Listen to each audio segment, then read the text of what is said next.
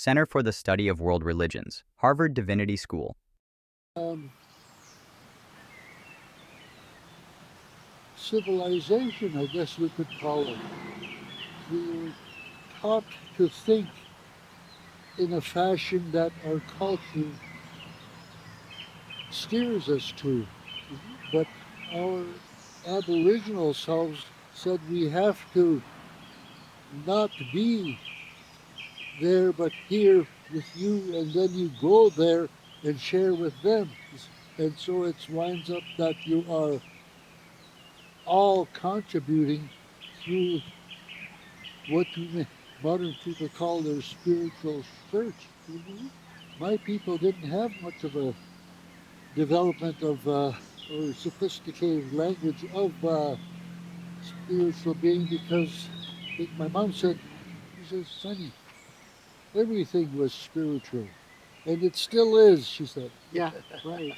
And that we sort of get steered into modes that are not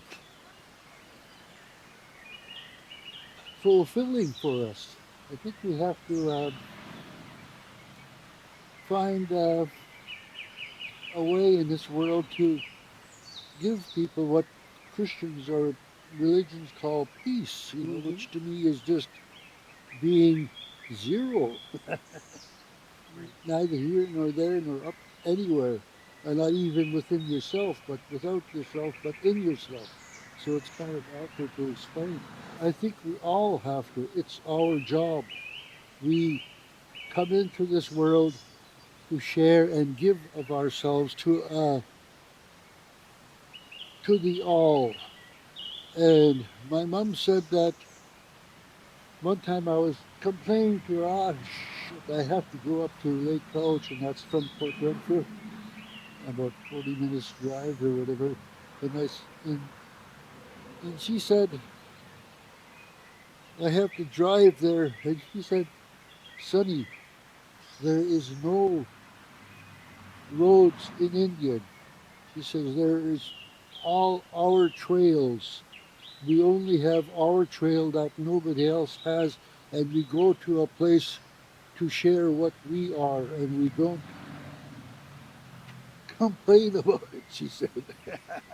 Because I was grumbling, I have to go to Lake College. Yeah, right. And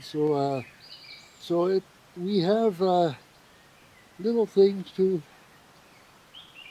share, like my dad's rule of spiritual belief of, the four things at your mom's table and your dad supervising. I think that's the structure of my religion, because everything that we did in religious thought in this world all seem to be buried in the sand sooner or later, and that we find temples and, pyramids and mausoleums and in jungles or in deserts, and we dig it up and we say we were smart then. Well, I kind of think that mankind has never been smart. I think we all had to realize that we are an accident, that we are here to experience this. Like myself, about 19 out of 20 of us died on Skid Row, and only very few survived. There's just me and my brother Russell and one other woman, Nora, on my village, who are my age, and the rest are all dead. And my brothers, three of them drank themselves to death, and my sister disappeared in the murder thing that they have in BC here. And I think it wasn't really to say that it wasn't a real tragedy. It seems like we just predestined ourselves to do what we accept. And myself, like I said, I was always blank. I never really, when somebody approaches me, there was click, TV's off, no thoughts. Right. And I think that is a gift that this world has forgotten. We don't. Quakers, they say, don't think and sit and be and only speak when the spirit moves you and stuff like that. And I think that is likely true. But we got split. Hmm. We had royalty or the bosses, one way, one form or the other, and then we had religious people. And I think they said, hey, wait a minute. Hey, let's boss them around by having them pray and meditate, and we'll be the bosses and they'll be the disciples. And I think we wound up being split, and that created a, a confusion to ourselves. We didn't connect one side to the other. And I think that, like the girls talked about, that double headed animal there where you do get balance. And I think that our world has now lost that balance because we've seen the emptiness of our spiritual practices, and then we wound up now currently losing face in with our governing factors. And I think that's uh, the place where we're at now, and I think that the very destructor of all civilizations has been men. We have destroyed everything we created because I don't know what we are, because even animals do the same thing. Like, lions go out and fight, guard our territory. Then we go and kill the boss, and then take over. And it goes on and on like that. And I think that mankind we are in our end game. Hmm. And we can't uh, do anything else but find. There's an AA thing called the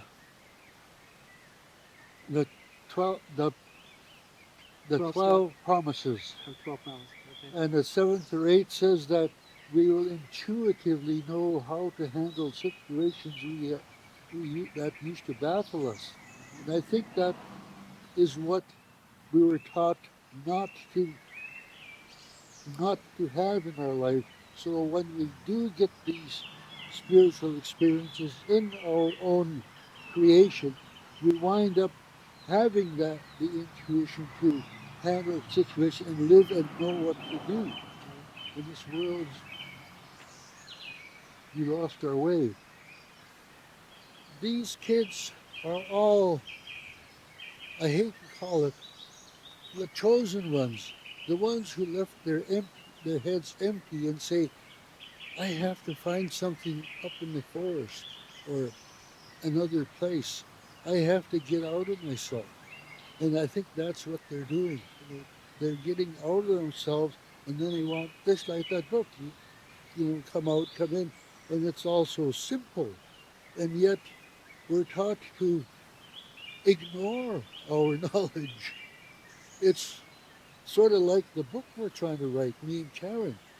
We haven't got any contributions to her well being because said maybe this world, we're trying to show the world what it is, and they don't want to know, so they're not contributing to our construction of the book that about Fairy Creek. And I wound up going through the whole shebang because in my experience up there, in the senseless struggle of the insanity of undirected goof action, where crazies come and join both First Nations and we had the whole shebang up there. And it was mad and it was disorganized, but very directed and worrisome to the elite, the controllers. And so I think I lost my way in my blab. But and so the seed up there was born in myself in a stupid storm. There was, you ever been up there during a rain or a storm where it hails and Yeah. snows and everything, all that, everything happens to you all day.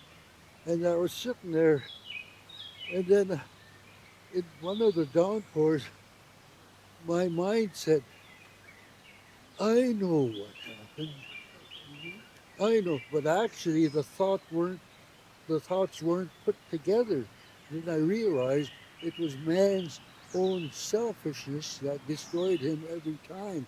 Now we got the modern word for it. We call it, what do they call it? Narcissism is the top thing on YouTube now that says you got to control it and that you can't cure narcissism.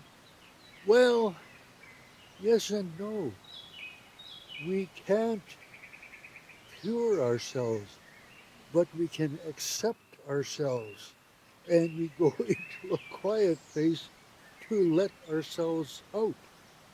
And those elite people were never given the chance to get out of themselves because they had to look after the shop.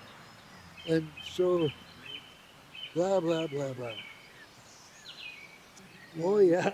Just tell them that they're come here to get the seeds and you got to go back and plant them and nurture them. And nurture them. Yep.